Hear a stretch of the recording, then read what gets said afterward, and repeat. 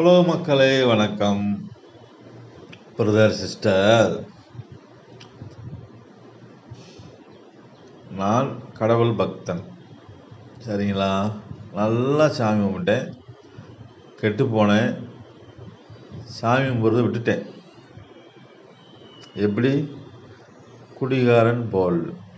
நல்லா சாராயம் குடித்தேன், கெட்டு போனேன். சாராயம் குடிக்கிறத விட்டுட்டேன். இப்போ என் குடும்பம் நல்லா இருக்கு. புரிஞ்சா?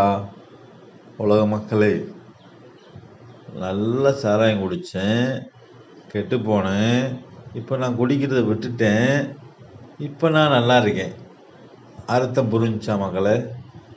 நல்லா சாமி கும்பிட்டேன், நான் கெட்டு போனேன், அதனால் சாமி கும்பிட்றத விட்டுட்டேன். ஆனால் இப்போ நல்லா இருக்கேன். மக்களே புரிஞ்சா? அடுத்து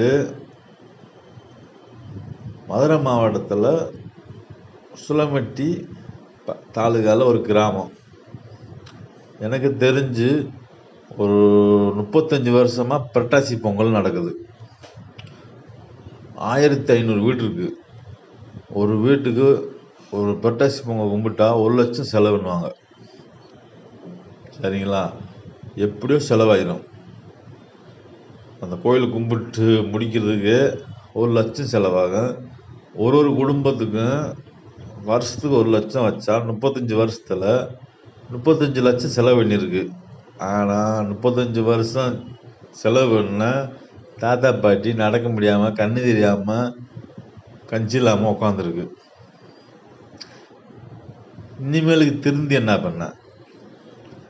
நடக்க முடியாமல் போன பின்னாடி, கண்ணு தெரியாமல் போன பின்னாடி உடல் வீக் ஆயிருச்சு.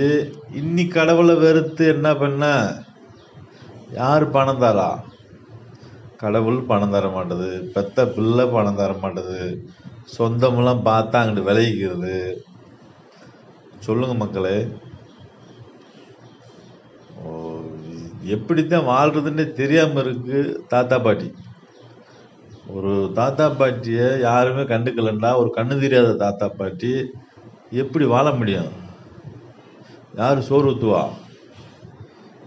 யார் குளிக்க கூட்டு போவா? யார் பாத்ரூம் கூட்டு போவா?